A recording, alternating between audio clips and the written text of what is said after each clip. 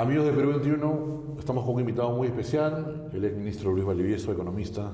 ¿Qué tal? ¿Cómo está, doctor? Buenos días, ¿qué tal? Primero sobre la economía, ¿no? Pareciera que hay estas discrepancias que las podemos enumerar entre el ministro y el gobierno, pareciera que hay un roce ahí por las palabras que dijo. Bueno, hay que tomar las palabras con cuidado. No es una situación fácil la que se está viviendo. Definitivamente hay problemas de carácter político que tienen que incorporarse en la toma de decisiones. O sea, el ministro lo que ha tratado de hacer es defender los fueros del Ministerio de Economía y Finanzas. Indudablemente ha expresado su oposición a varias medidas. Muchos dicen, bueno, ha cedido. En realidad, sí, ha perdido la batalla en varios casos.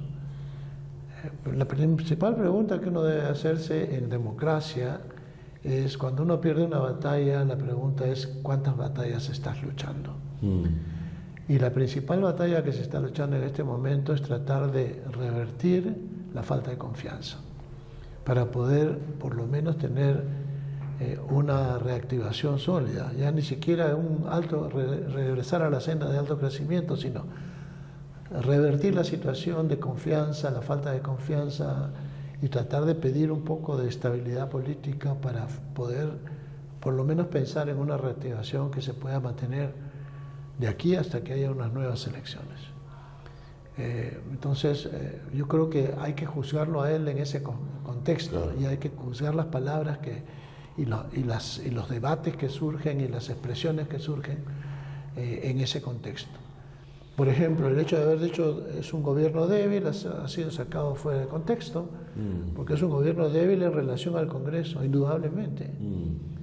Ese era el sentido de la frase. Exacto, la representación del gobierno en el Congreso no se puede decir que es partidaria, porque la señora Boluarte no tiene bancada. Bueno, su bancada era Perú Libre. Claro.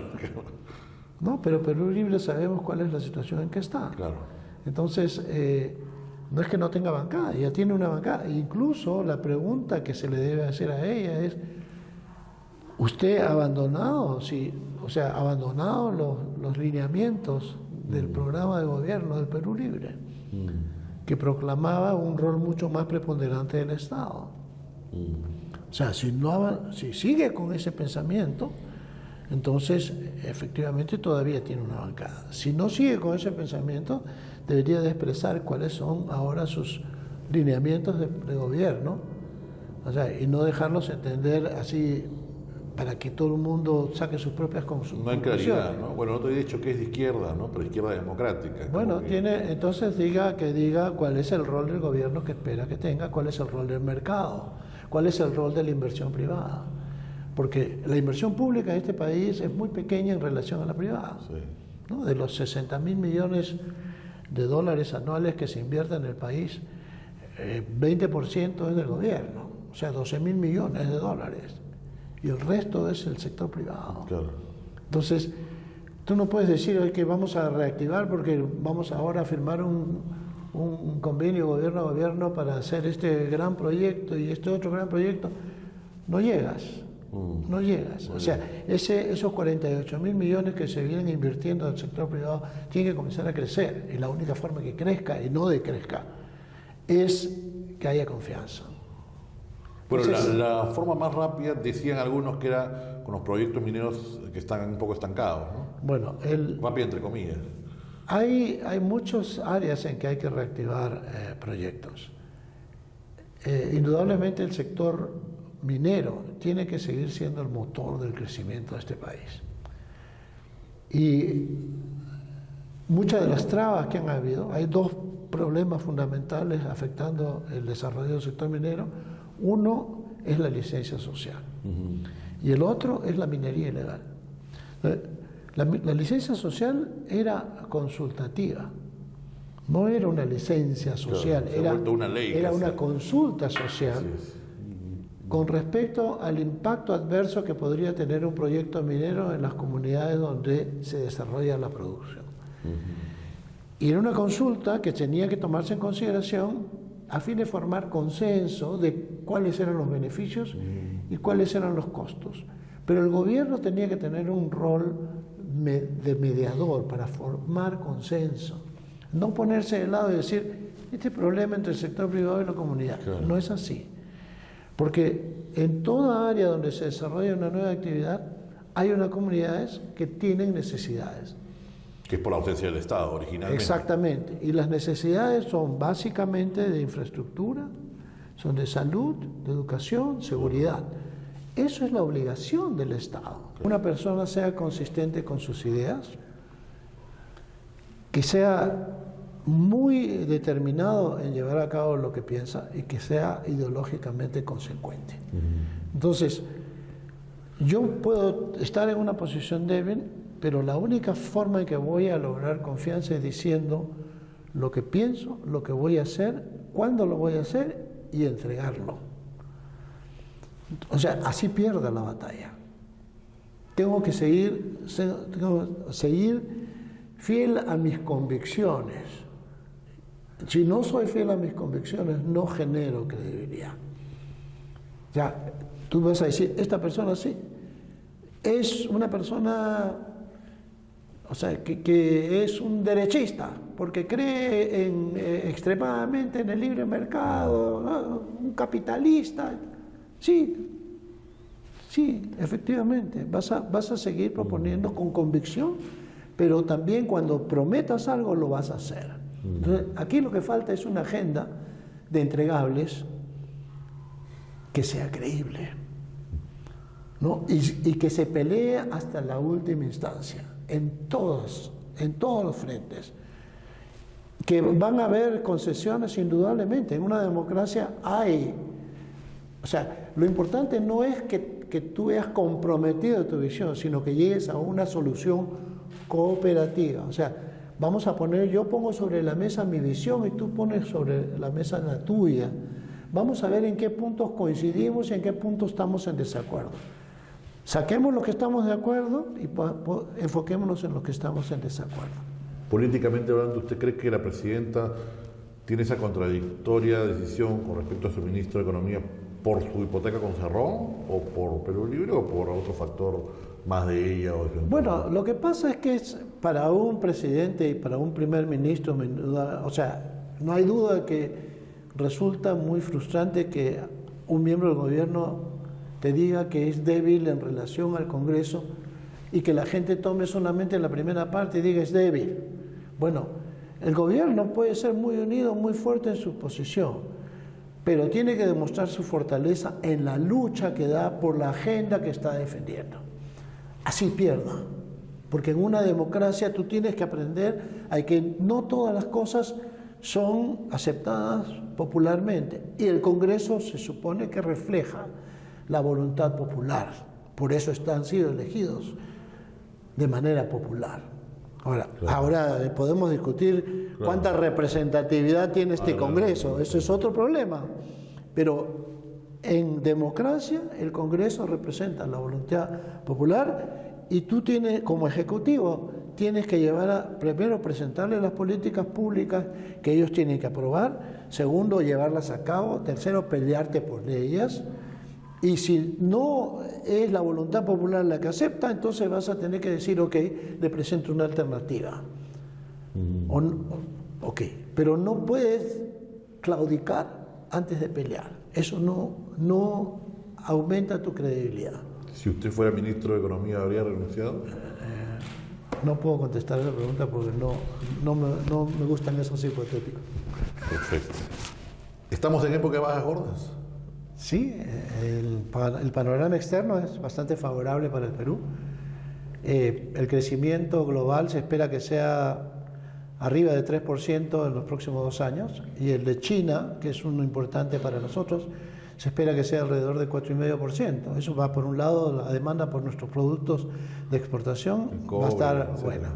Segundo, sigue el proyecto el cambio en la matriz energética global, en la lucha contra el cambio climático, lo cual hace más atractivo todavía la demanda o sea, más la demanda por productos que nosotros tenemos, que como es el cobre, el litio, y después también nos hace a nosotros mucho más fuertes en el sentido que tenemos una matriz energética muy diversificada. Tenemos mucha agua, tenemos gas, tenemos petróleo, tenemos energía solar y eólica ya bastante en desarrollo en el norte y el sur del país, o sea que tenemos los recursos. Por ese lado vamos bien. Por el lado de los precios de los commodities, mucho mejor. O sea, ha subido el oro, ha subido el cobre, ha subido el zinc, la plata, o sea, y todos los demás. Somos un país polimetálico, a diferencia de nuestros vecinos Chile, por ejemplo, que depende mucho de uno o dos productos. Ahora ya tienen cobre y litio, que son principales jugadores, pero nosotros somos polimetálicos. Todavía no explotamos el litio, no explotamos el uranio. Tenemos la ventaja de que están bajando los precios de los alimentos, maíz, trigo, soya, están bajando. Entonces, porque subieron por el conflicto de Rusia con Ucrania y ahora han bajado. O sea, tenemos fuerza en eso, pero no tenemos... Bueno, no, espérate un momento. Tener un panorama externo favorable, la pregunta es cómo lo aprovechamos. O sea, no es que lo vamos a desaprovechar, podemos aprovecharlo, pero hay que tomar acción. Las políticas internas tienen mucho mayor impacto en ese sentido, de a dónde vamos a terminar. O sea, ¿por qué? Porque ya no solamente hay que cuidar el hecho de resolver problemas de necesidades domésticas, sino que además tenemos que aprovechar ese viento de cola que nos está entrando para poder salir adelante más rápido. Entonces, el panorama externo es favorable hasta cierto punto, pero hay que aprovecharlo. Y yo creo que ha ayudado, por ejemplo, la baja en el precio del petróleo que hubo y ahora se está estabilizando alrededor de 80 más o menos. Eso ha ayudado bastante a la inflación, porque llegó un momento que había subido hasta 100, o sea, eso ayudó a bajar también a la inflación. ¿Y bastante. ¿Es un problema de gobierno fuerte o de gobierno sin ideas, sin claridad de ideas? Bueno, lo que pasa es que la fortaleza del gobierno se va a reflejar en la transparencia que tienen con respecto a sus objetivos y a sus entregables. Yo insisto en los entregables. Claro. O sea, yo puedo tener una agenda que no está completa, pero puedo comprometerme a ciertos entregables dentro de esa agenda. Claro. Y decir en qué estoy pensando en lo demás.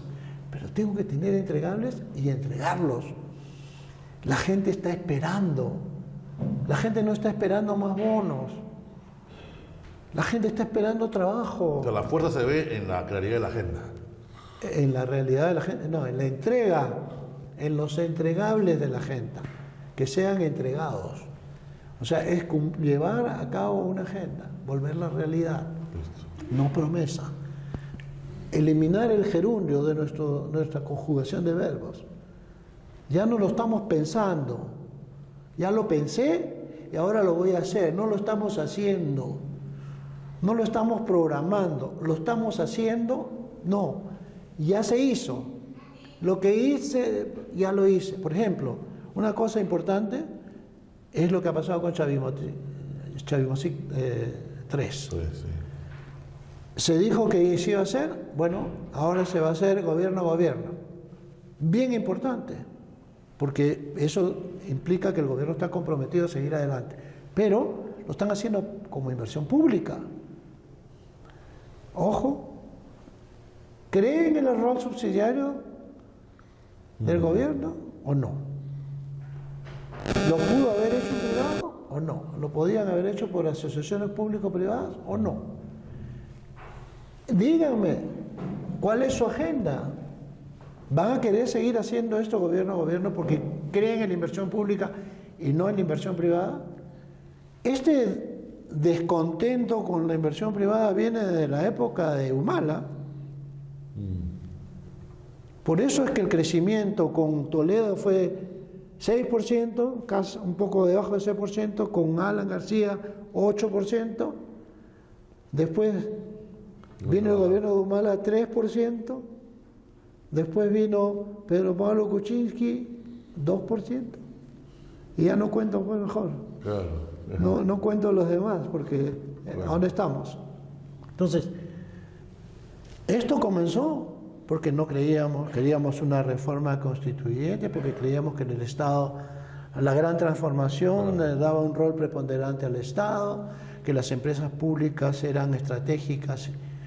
Oye, un momento, todo el mundo está abandonando ese modelo, solamente quedan unos cuantos países que están verdaderamente en problemas, que usan ese modelo. Y no me digan pues que el capitalismo de Estado de China sí, pues, es pro rol del gobierno, ¿no? Claro. ¿Cómo cree que ha quedado el ministro de Economía después que ha salido la presidenta a decirle que sí somos un gobierno fuerte y él no ha podido cumplir con esas medidas que quedó? ¿Debería renunciar? ¿Su credibilidad se ha perdido? Yo no puedo responder esa pregunta porque yo siempre creo, para comenzar, para mí el ministro es una persona con una gran experiencia a todos los niveles del gobierno.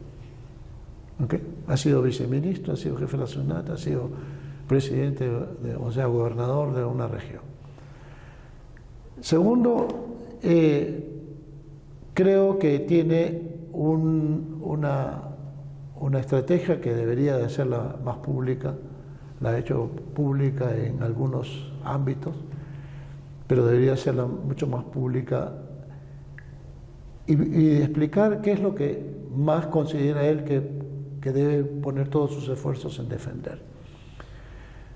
Tercero, yo creo que esto de dejarse llevar por una frase es bien peligroso. Porque el que dice mañana que el gobierno es fuerte y le pasan una ley que no puede observar, o que una ley, hay distintos niveles en el gobierno, hay distintos poderes. Entonces, si le pasan una ley dentro de su sector, ¿qué va a decir? ¿Que sigue diciendo que es fuerte? ¿O el único que está bajo la lupa es el ministro de Economía y Finanzas? O sea, ¿en la educación es fuerte? ¿Por qué no paró si es fuerte? ¿Por qué no paró eso? El de minería, bueno, ya se fue el que dijo que quería hacer los cambios, que quería observar la ley también. Rómulo, mucho. O sea, tú no puedes juzgar la fortaleza de un ministro si no es contra cómo lleva a cabo y ejecuta una agenda.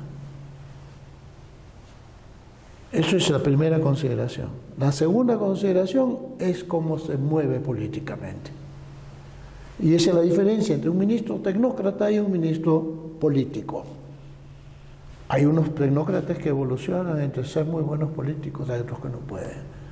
Entonces, acá tú necesitas una claridad respecto a lo que el gobierno propone hacer para poder juzgar la idoneidad del ministro a cargo. Si el gobierno quiere efectivamente regresar a una senda fiscal que nos garantice, digamos, que la estabilidad fiscal que hemos tenido hasta ahora continúe, tienes que darle el poder. No solamente tiene que tener un plan de fiscal como el que han anunciado que va a hacer Arista, que dice, ahora probablemente el 1% ya no se alcanza en el 26, sino en el 28. Bueno, dime cómo lo vas a hacer y dime que tienes el respaldo político y que salga la presidenta y el primer ministro junto con él a explicar de qué se trata. ¿Va a aumentar los ingresos? ¿Va a reducir los gastos? ¿Va a proteger la inversión? ¿Va a quitar privilegios? ¿Va a quitar exoneraciones? Que se sienten los tres. Máximo el poder político con el poder tecnócrata político, como quieras llamarlo. Pero el que sabe hacer las cosas es el tecnócrata y el que las lleva a cabo es el político, si quiere o no quiere apoyarlo. Entonces, esa conjugación de habilidades tiene que ser explícita y no dejarnos llevar porque, dijo tal cosa, se puso un Rolex, la cosa... No, la cosa es qué está haciendo. O sea, claro, si yo digo, estoy luchando contra la corrupción, tengo que ser consistente con eso. Si yo digo, estoy tratando de imponer el respeto a la ley, tengo que ser consistente con eso y hacer cosas que efectivamente apoyen lo que estoy diciendo. Pero no puedo estar involucrado en cosas turbias, no puedo estar, si voy a defender voy a luchar contra la corrupción, o sea, no solamente tengo que serlo o ser honrado, sino parecerlo. O sea, entonces, porque acá hay muchas cosas que parecen no ser lo que son. Entonces, yo te digo, yo no puedo responder si debió renunciar o no, porque le han dicho que el gobierno es fuerte y él dijo que es débil. La pregunta es con qué está peleando. ¿Por qué aceptó ese tipo de cosas? O sea, la primera explicación que dio fue realmente mala, en el hecho de decir, el séptimo retiro se aceptó porque la mayoría lo aprobó en el Congreso. Siempre aprueban por mayoría lo que manda observación. Para ratificar está aprobado por mayoría, todo. Entonces, eso no significa que no se observe. La pregunta es, ¿entra dentro de la agenda o no?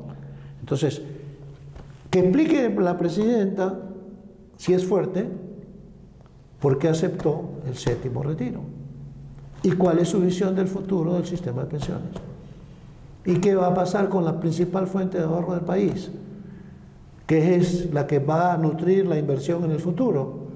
Porque no hagamos contradicciones, pues yo no puedo tirarme la fuente más importante de ahorro y al mismo tiempo aspirar a invertir más, porque necesito ahorro para invertir. Y afuera ya perdimos un escalón, lo cual nos hace un poco más caro el acceso al financiamiento. Entonces no tenemos el ahorro externo tan barato como lo teníamos antes. Se me complica la cosa, ¿no es cierto? O sea, ¿por qué? Porque no tengo agenda para el ahorro. ¿Cuál es la agenda? ¿Más retiros? Para que el señor Luna siga diciendo que él cree en un sistema público y que no cree en el sistema privado. Hay que preguntarle por qué no cree. ¿Porque es un oligopolio? ¿Porque ganan plata y la gente pierde? ¿Ha visto cuánta gente ganó dinero? ¿Le han preguntado a la gente que ha retirado sus fondos cuándo aportó y cuánto ganó en utilidades?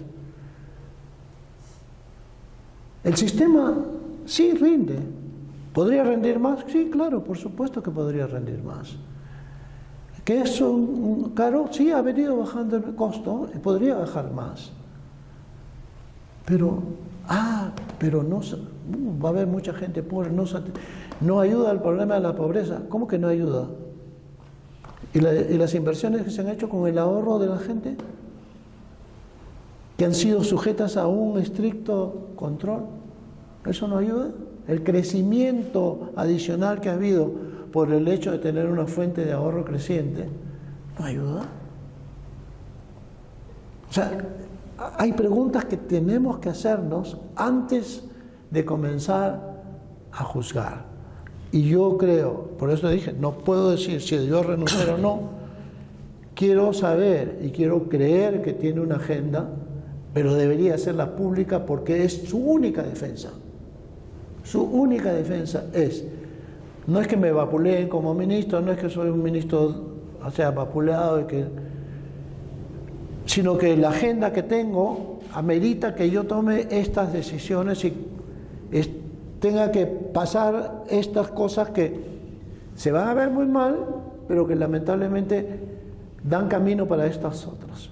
Entonces, yo es la única alternativa. Y quiero creer que sabe lo que está haciendo porque valoro su experiencia. No sé, la renuncia es una cuestión muy personal, pero lo que sí estoy seguro de que cualquier agenda que él tuviera o cualquier agenda que tuviera cualquier otro ministro requiere respaldo político.